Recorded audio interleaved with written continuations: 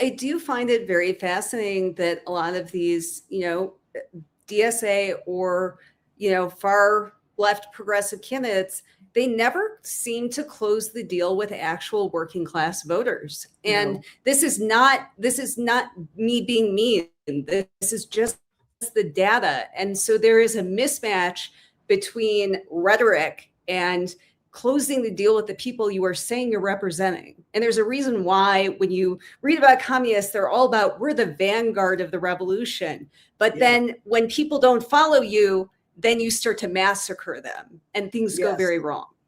Oh, very quickly. It's exactly what would happen. I've got zero doubt what would happen to the people under Trump's fascist autocracy or your socialism dream, okay? Not yours, but yours, right? Your socialist dream. And it will be a lot of dying, and especially slow dying. Let me tell you about slow dying, because, we think about the totals of death. I mean, 20 million Russian soldiers, and many of them women, by the way, in the Allies' death loss. It dwarfs everything else from the Allies. We lost about 500,000 in America, 20 million dead Russian soldiers. But really, what really killed the Russians was starvation. They had starvation coming from both sides. And to starve to death, it is extremely painful. It's a slow process. And you lose all humanity. When you're starving to death alone, maybe not, but when you're starving to death locked into a city with other people, you become so crazed for food that you start thinking about eating your own children. Okay? That's how crazy it is. I mean, I promise you, I have studied these things for years now, and we have a real need for real reform in this country. And I want to work towards that reform.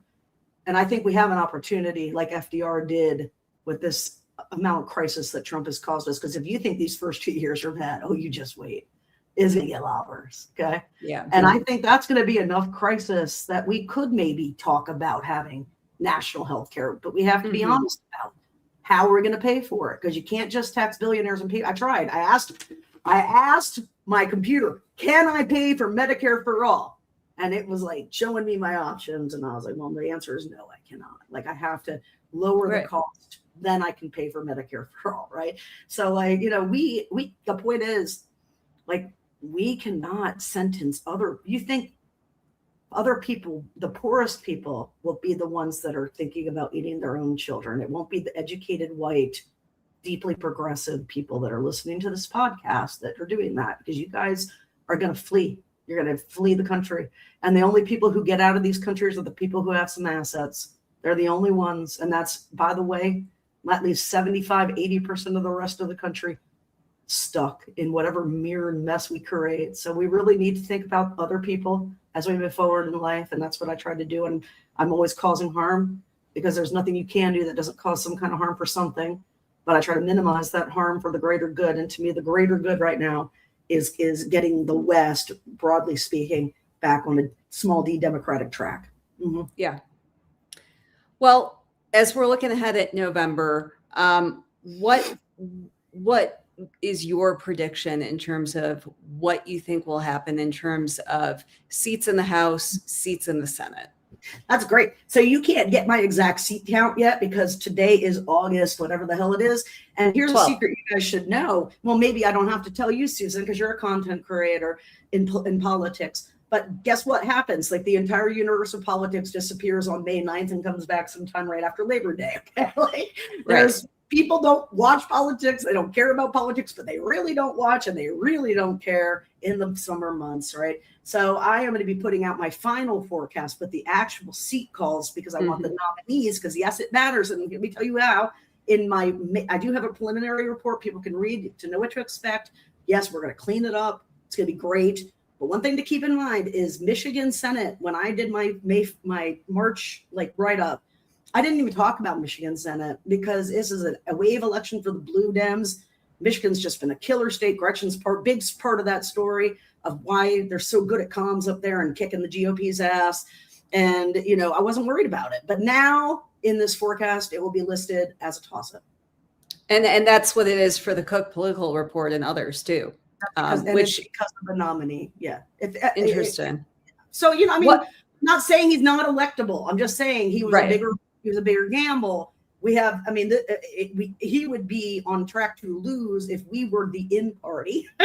But because we are the out party, because we are facing a crisis, because he's really good everywhere else except for being friends with this fucking crazy guy, Hassan. Okay. Crazy shit, okay? Like, if he could just say, you know what? I disagree with all that shit. I'm not going to hang out with this douchebag anymore. That would be very fucking helpful because, yes, this is going to be a toss-up race. And you know, the polling, you know, there for out of like every 5 Michigan Senate polls, one of them will be even worth looking at, okay? Right. In terms of its methodology and, you know, once I have a sense, I'll have a sense, but I honestly cannot, I could know for sure if it was a different nominee, but now I have to know, like, what does the general election polling look like? And the polling is going to be off this year again, because the boys never adjust to out party, in party switch quickly. It takes them much longer than it takes me. So I'm imagining the way that they're weighting these surveys is very similar to 22. And that, of course, would be very different, right? We're going to have the exact opposite of turnout, and the independents are going to go this way for us because we're the out party. Last time they went this way for them because they're the out party. So like, it's also a year where you don't need a progressive nominee to juice turnout, folks. You're going to get incredible turnout, whether it's this guy in Wisconsin, whatever the hell his name, I don't even know what his name is, right? Or David Crowley. Somebody excited like Mandami. We're going to see great turnout. But John Ossoff, I mean, in Georgia, he's polling at 58%, folks, in Georgia. Okay? Like, I'm just saying, go check out Senator McHattie. Did you come up with that? Or is that Senator McHattie? Yeah, okay. I and I'm sure it probably drives his wife nuts, but there's a bunch of us that have you seen John Ossoff? Oh my God, dude, he is so hot. Holy hell. You know what I mean? Like, I wish he would lean into it a little and like start wearing some like open collar things. Cause Abdul wears like the muscle shirts all the time. He's hot too, right? And we want to see that. I want the hottest fucking field. All right, what was our problem last time? Old people that are boring. I want the hottest, most exciting field. We've got like 20 people. You guys can choose whichever I will vote for the one that you guys vote for, okay? Because I don't give a fuck. I don't hold grudges. I want to win shit, but I think it should be John Ossoff.